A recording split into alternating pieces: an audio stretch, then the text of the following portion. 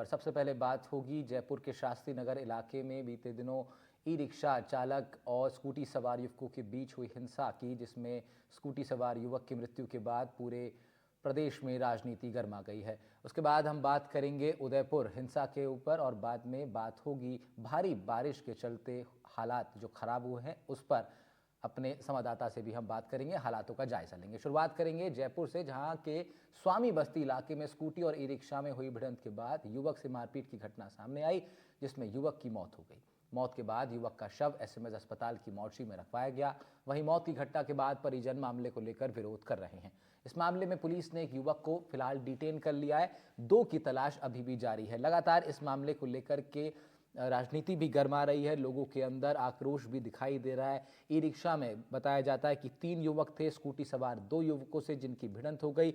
E rickshaw में सवार 3 युवकों ने बुरी तरह से स्कूटी सवार युवकों की पिटाई कर दी, जिसके कारण गंभीर चोट आने से स्कूटी सवार युवक की मृत्यु हो गई।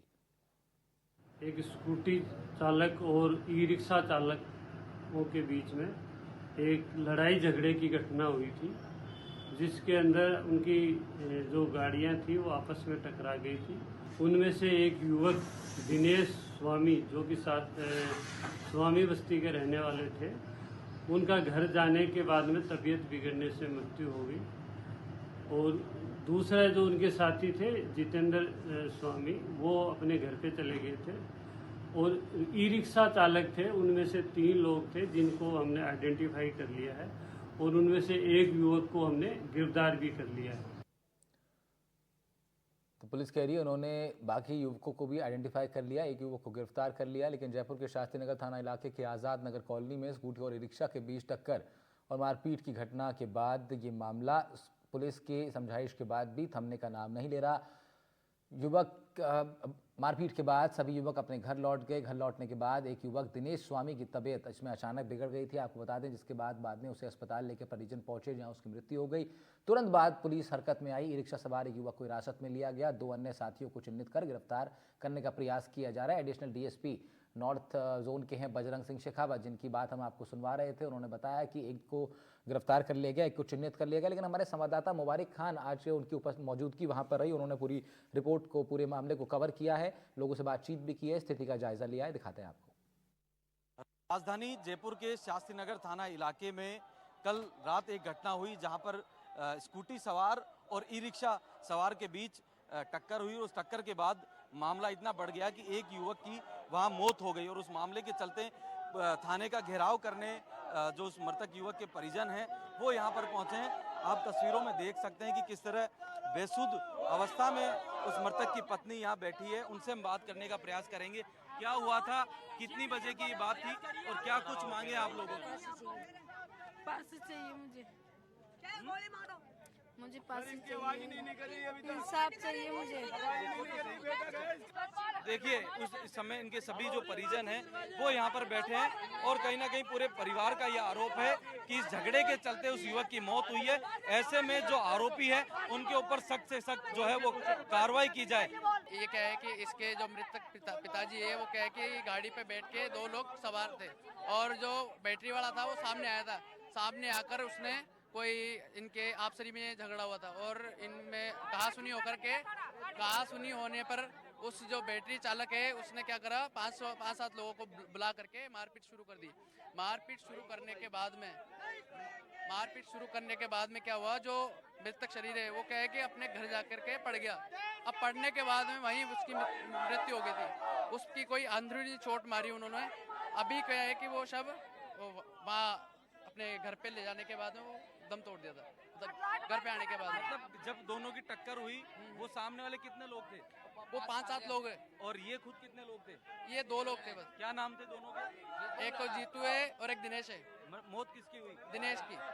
दिनेश के कहीं तो और भी चोट लगी हुई थी? नहीं, पहले कहीं नहीं थी। अच्छा, झगड़े के बाद वो दोनों घर आ गए? हाँ, घर आ गए थे। फिर घर पे क्या हुआ? घर पे कुछ नहीं है, मामला शांत हो गया था। उसके बाद में उसको वो जो दिनेश स्वामी था उसको हम अस्पताल लेके गए थे, वहाँ मृत्यु घोषित कर दिया। क्या हुआ था घर पे? कुछ लगा कि सांस घबराना या ऐसा कुछ नहीं हुआ था। वो घर पे आया था और घर पे आके उसने जो सीढ़ियों में गिर गया था। अच्छा, घर पे आते सीढ़ियों में गिर हाँ मतलब वो उनसे मारपीट करके गए। अधमरा शरीर पे कहीं से खून या चोट के निशान कोई? चोट का निशान बस जरा हाथ पे ही है और बाकी उन्होंने घोंसे लाते से मारी थी। हाँ। देखिए, जो परिवार के लोग हैं उनकी कहीं ना कहीं मांग है कि पीड़ित परिवार को न्याय दिया जाए, क्योंकि परिवार का ये कहना है कि जिस तरह की ये घटना हुई है उससे पूरे आसपास के इलाके में भी आप रोज देख सकते हैं कि किस तरह पुलिस का जो अतिरिक्त जाब्ता है वो भी यहाँ तैनात किया गया है। खुद एडिशनल कमिश्नर कुंवर राजदीप भी यहाँ पहुंचे हैं और तमाम जो पुलिस के अधिकारी हैं वो भी यहाँ पहुंचे हैं और पीड़ित परिवार की मांग है कि इन जो आरोपी है उनके ऊपर सख्त से सख्त जो है वो कार्रवाई की जाए। हालांकि पुलिस की ओर से ये बयान भी दिया गया है कि जिसमें ये कहा गया है कि जो दोनों जो पक्ष है उन दोनों के बीच में झगड़ा हुआ और झगड़े के बाद जो एक पक्ष है वो अपने घर चला जाता है, जिसका नाम दिनेश स्वामी बताया जा रहा है। वो जब घर चला जाता है तो पुलिस उसको जी घबराने जैसी समस्या आई और उसे अस्पताल ले जाया गया, जहां पर उसकी जो है वो मौत हो गई। हालांकि पोस्टमार्टम के बाद तमाम जो तस्वीरें इस पूरे मामले की वो साफ हो पाएंगी, लेकिन उससे पहले की तस्वीरें आप देख सकते हैं किस तरह परिवार के लोग थाने के बाहर घेराव करके विरोध दर्ज करवा रहे हैं और जो आरोपी है उनके ऊपर सख्त से सख्त जो है कार्रवाई करने की मांग करते हुए दिखाई दे रहे हैं। मुबारक खान, NDTV, जयपुर। तो हमारे संवाददाता मुबारक खान की रिपोर्ट देख रहे थे आप, जब उन्होंने आज दिन में जाकर के पूरी स्थिति का जायजा लिया, पीड़ित परिजनों से भी उन्होंने बातचीत की। अब आपको जरा सुनवाते हैं राजनीतिक बयानबाजी जो कि दोनों पक्षों की तरफ से सामने आई है इस पूरे मामले को लेकर के। सबसे पहले और साथ में आपको सुनवाएंगे जरा हवा महल सीट से विधायक बालमुकुंद आचार्य और साथ साथ किशनपोल सीट से कांग्रेस के विधायक अमीन कागजी ने क्या कुछ कहा है इस पूरे मसले को लेकर। सुनवाते हैं आपको। जयपुर में घटना घटी है कल रात्रि को, उसकी जांच हो रही है। जांच की हम पूर्णता उसके परिवार के साथ हैं, पूरी सरकार उनके साथ है और उनकी जो भी मदद होगी पूर्णता करेंगे और अपराधी बचेंगे नहीं। एक अपराधी पकड़ा गया है, दूसरे के लिए टीम पूर्णता जा चुकी है और परिवार भी पूर्णता अभी पुलिस के उसमें है, जिससे कि कहीं कोई गतिविधि हो तो पता चले और अपराधी को तो पकड़ा ही जाएगा, सजा भी होगी। पीड़ित परिवार के साथ पूरी सरकार है, पूरी संवेदनाएं हैं और हम सारे प्रतिनिधि साथ हैं और जो भी उनकी मदद होगी पूर्णतः सरकार भी कर रही है, करेगी और हम लोग भी सब अपने स्तर पर पूरा सहयोग करेंगे। सरकार से ये मांग करना चाहता हूँ कि उसके आश्रितों को जल्द से जल्द, जिस तरीके से हमारी पूर्ववर्ती सरकार कांग्रेस की सरकार ने कन्हैयालाल को उदयपुर में और जयपुर में इकबाल के नाम से 50 लाख रुपए की उसके आश्रितों को जिस तरीके से सहायता दी थी, उसी तरीके से दिनेश स्वामी के परिवार को भी सरकार जल्दी से जल्दी सहायता उपलब्ध कराए और साथ ही एक नौकरी की व्यवस्था करे।